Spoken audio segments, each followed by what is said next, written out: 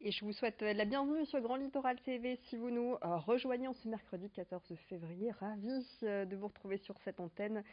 7 minutes pour vous informer. On va débuter avec l'information près de chez vous, bien sûr. On va partir à Dunkerque.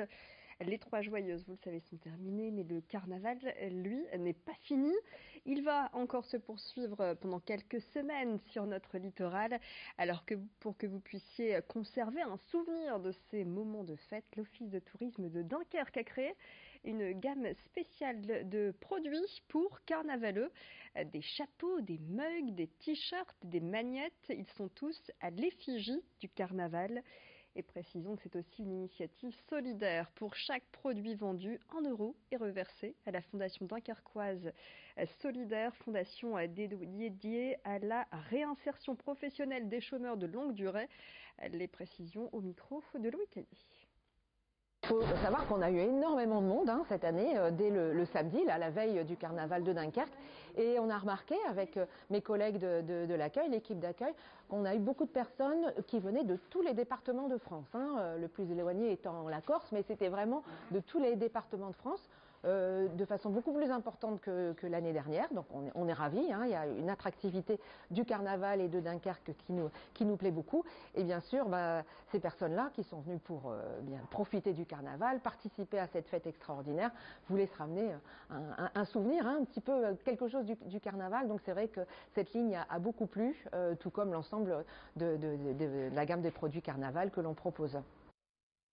Ouais, profitez bien du carnaval si vous prolongez la fête. On va rester dans la tradition du Nord et les géants en font partie. À Hasbrook, ils seront de sortie le 11 mars prochain à l'occasion de la mi-carême.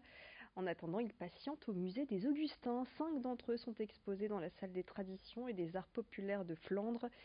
C'est la société Les Amis de Tichetache qui en est propriétaire. À sa tête, Michel Six, responsable des géants et des porteurs. Il revient pour nous sur l'esprit des géants à Hasbrook et sur l'histoire de ces personnages qui ont réellement existé. Je propose de l'écouter au micro de Joël Warneau. Le rayonnement de Tichetache en tant que géant est très ancré dans cette Flandre intérieure ici, et aussi à Hasbrook. Très ancré parce que ça représente l'esprit, la vivacité d'esprit, cette contestation qu'il avait dans le verbe qu'il pouvait avoir, les bonbons qu'il pouvait distribuer, et de fait qu'il partait par Mons et par Vaux dans tous les villages, essentiellement dans les villages ou dans les villes de marché, il avait une grosse notoriété. Et c'est resté ancré dans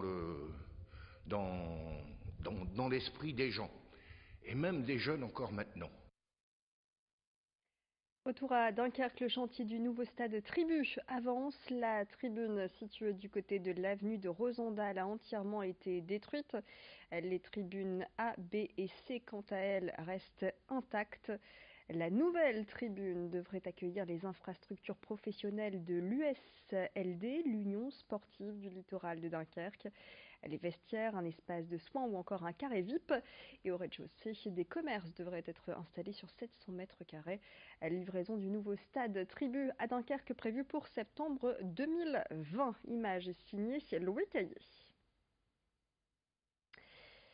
Saint-Valentin oblige, on va faire un crochet chez un fleuriste direction Boulogne-sur-Mer chez Jean-François Gros. En ce mercredi, c'est l'effervescence dans la boutique pour recevoir les amoureux ou amoureuses prévoyants et prévoyantes. Et oui, offrir des fleurs le 14 février reste une tradition. Et pour les professionnels, même si cette fête n'est pas aussi importante en termes de chiffre d'affaires que Noël ou encore la fête des mères, il faut tout de même être prêt à répondre à la demande. Il faut être prêt également à conseiller comment choisir un bouquet de fleurs. Corentin Escaillé est allé chercher quelques éléments de réponse. Le mieux, c'est de se laisser guider par son fleuriste. Et puis bon, c'est sûr que Saint-Valentin, la traditionnelle, c'est la rose rouge. Ensuite, bon, il y a des produits divers qui sont proposés à la vente, différents, soit des plantes, soit des bouquets ronds. dans les tons rouges ou roses ou blancs. Hein. Éviter le jaune, ouais. Hein. Bah, c'est un mauvais message pour la dame, c'est-à-dire que c'est signe d'infidélité, on dit souvent la rose jaune. Donc à éviter, à moins de se le prendre en pleine figure, mais faut éviter. Et certains clients n'ont pas attendu le dernier moment. Frédéric, lui, eh bien, s'y est pris la veille. Bouquet ou plante, il a déjà fait son choix.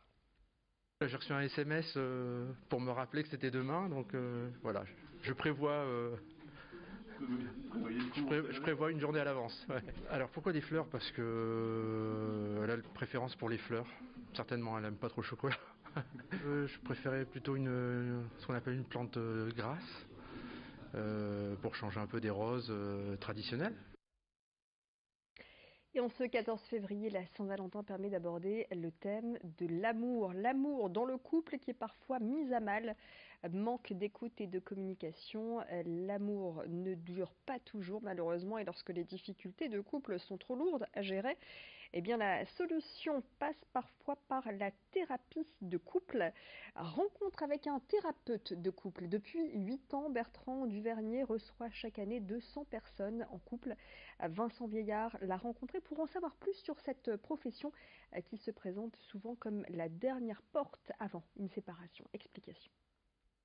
Ce que je leur propose, c'est surtout de pouvoir s'écouter et communiquer avec eux et qu'ils puissent vraiment entendre ce que l'autre a à dire. Hein, et puis sans interpréter, essayer de comprendre un peu ce qu'ils peuvent communiquer à l'autre. On est en train de faire des projections en disant il va réagir comme ça ou elle va réagir comme ça. Et donc on va un peu s'éteindre et on va moins se dire les choses, moins se dire, donc ça va faire plus de conflits. Et du coup ça peut aller jusqu'au point de rupture. Quel temps dans la métropole lilloise, mais aussi sur le littoral et dans toute la région des Hauts-de-France pour les prochaines heures. Vous saurez tout d'ici quelques instants avec le bulletin météo complet. Excellent moment à vous tous sur Grand Littoral TV.